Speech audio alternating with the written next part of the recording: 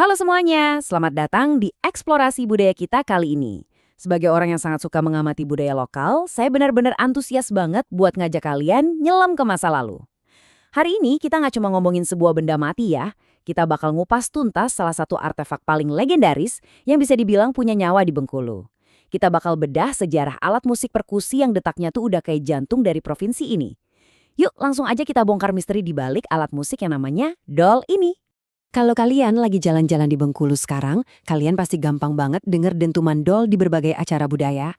Tapi kalian pernah mikir nggak sih, kenapa di masa lalu jangankan dimainkan, disentuh sama orang biasa aja, alat musik ini benar-benar dilarang keras?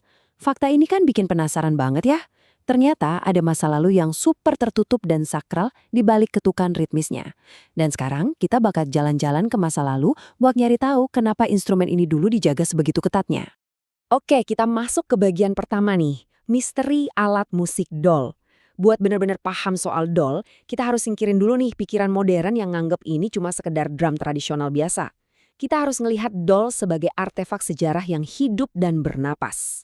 Walaupun sekarang dol udah jadi karakter musikal khas Bengkulu banget, aslinya instrumen ini tuh benar-benar tersembunyi di balik aturan yang super ketat. Dia nggak dibikin buat jadi hiburan sehari-hari yang bisa ditabuh seenaknya. Nggak gitu. Instrumen ini ibaratnya tertidur nyenyak hampir sepanjang tahun dan cuma boleh dibangunin di momen-momen yang amat sangat spesifik. Terus, momen apa dong itu? Nah, kita bakal bahas itu sebentar lagi. Tapi sebelum masuk ke momen sakral itu, kita lanjut dulu ke jejak langkah Sipai di Bengkulu. Siap-siap ya, karena asal-usul instrumen ini mungkin bakal bikin kalian kaget dan bawa kita mundur jauh ke era kolonial Inggris. Banyak dari kita mungkin mikir, oh, alat musik ikonik Bengkulu pasti murni buatan penduduk asli setempat dong. Ternyata kenyataannya nggak gitu. Dol ini pertama kali dikenalin sama masyarakat muslim keturunan India yang tinggal di Bengkulu. Nah, mereka inilah yang disebut sebagai kaum Sipai. Dan pada masanya, cuma kelompok Sipai ini aja loh yang punya hak eksklusif buat jadi penabuh asli dari instrumen yang katanya punya kekuatan magis ini. Coba kita telusuri ya, gimana ceritanya peleburan budaya yang keren ini bisa terjadi. Semuanya dimulai di era kolonial Inggris. Waktu itu masyarakat muslim India datang ke wilayah Bengkulu karena ditugasin sama pemerintah kolonial buat ngebangun benteng. Terus, masuk ke tahap kedua nih. Alih-alih pulang ke kampung halaman setelah tugasnya selesai, mereka malah menetap. Terjadilah pernikahan campur antara mereka dan penduduk asli Bengkulu. Nah, interaksi inilah yang pada akhirnya ngelahirin sebuah warisan abadi, yaitu garis keturunan yang sekarang kita kenal sebagai keluarga Tabot. Lewat garis keturunan inilah tradisi dan instrumen dol diwariskan dan dijaga mati-matian. Nah, sekarang kita udah tahu kan siapa yang bawa dan jaga instrumen ini. Selanjutnya mari kita bahas perayaan ritual suci Tabot. Di titik inilah konteks religius dan budaya dari alat musik dol nemuin panggung utamanya. Tradisi Tabot ini punya aturan baku yang bener-bener pantang dilanggar. Pertama, perayaan ini cuma diadain selama 10 hari aja dalam setahun, yaitu dari tanggal 1 sampai 10 Muharram. Kedua, tujuannya tuh sangat mendalam dan penuh duka, yaitu buat mengenang wafatnya cucu Nabi Muhammad SAW, Imam Hasan dan Imam Husain. Dan yang ketiga, ini nih yang bikin dol jadi sangat krusial buat warga lokal. Ada keyakinan kuat kalau ritual yang diiringi gema musik dol ini tuh ibarat perisai spiritual. Gunanya, ya untuk nolak bala, nangkal berbagai kesulitan dan mencegah wabah penyakit di masyarakat. Jadi, suara gemuruh dol itu mutlak hukumnya buat nyempurnain peringatan suci ini. Jadi jelas ya dol, itu bukan sekedar alat musik buat senang-senang. Ini murni instrumen ritual. Di luar 10 hari di bulan Muharram itu, dol bakal disimpan lagi. Tertidur dan bungkam. Dia benar-benar diistirahatin total, nunggu panggilan spiritual di tahun depannya buat kembali bangun dan melindungi masyarakat Bengkulu. Tapi ya namanya budaya kan nggak mungkin diam di tempat aja ya. Waktu terus jalan, tradisi juga pasti beradaptasi. Makanya, yuk kita masuk ke bagian evolusi aturan pemain dol. Kita bakal lihat gimana instrumen yang dulunya super eksklusif ini perlahan mulai membuka diri.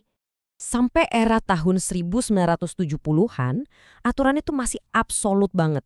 Cuma orang yang punya ikatan darah langsung dari keluarga Tabot, ingat kan kelompok Sipai yang tadi kita bahas? Nah, cuma mereka yang boleh mukul dol. Kalau kalian nggak punya garis keturunan itu, wah, jangan harap deh bisa nyentuh.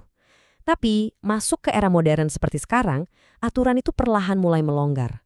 Beradaptasilah sama zaman. Perubahan ini bikin dol yang awalnya cuma pusaka tertutup keluarga berubah wujud jadi identitas regional. Sekarang doll udah jadi simbol budaya kebanggaan Bengkulu yang bisa dipelajari dan dinikmati sama siapa aja. Kalau kita rangkum, kisah doll ini tuh benar-benar potret sempurna dari asimilasi budaya. Berawal dari tangan para pekerja benteng keturunan Muslim India, lalu melebur jadi detak jantung spiritual di Festival Sakral Tabot, dan puncaknya bertransisi mendobrak batasan garis keturunan buat menjelma jadi ikon besar budaya Bengkulu. Serius deh, ini metamorfosis budaya yang keren banget. Ada satu kutipan bagus nih dari literatur yang kita pakai. Alat musik dol menjadi karakter khas di Provinsi Bengkulu. Di balik alat musik itu terkandung banyak makna dan sejarah. Kutipan ini pas banget, karena dol itu bukan cuma sekedar kayu sama kulit binatang yang dipukul. Ini tuh suara dari sejarah panjang, dari masa kolonialisme, asimilasi, spiritualitas yang dalam, pelestarian, dan pada akhirnya persatuan masyarakat Bengkulu. Ada kebanggaan yang terus beresonansi di setiap ketukannya. Nah, setelah kalian dengerin langsung evolusi luar biasa dari doll ini, saya pengen ninggalin satu pertanyaan yang lumayan bikin mikir nih. Menurut kalian, apakah ngejaga kemurnian budaya itu berarti kita harus ngurung tradisi tersebut dengan aturan-aturan yang super ketat kayak sebelum tahun 70-an? Atau pelestarian sejati itu justru terjadi waktu kita ngebiarin tradisi purba itu berevolusi, beradaptasi, dan ngerangkul masyarakat modern supaya bisa dibagikan ke seluruh dunia? Kisah doll di Bengkulu ini seolah ngebuktiin kalau kadang-kadang ngelepas batasan adalah cara terbaik buat bikin sebuah tradisi bisa hidup selamanya. Makasih ya udah nemenin saya di eksplorasi kali ini. Tetap penasaran dan sampai jumpa di penjelajahan budaya kita selanjutnya.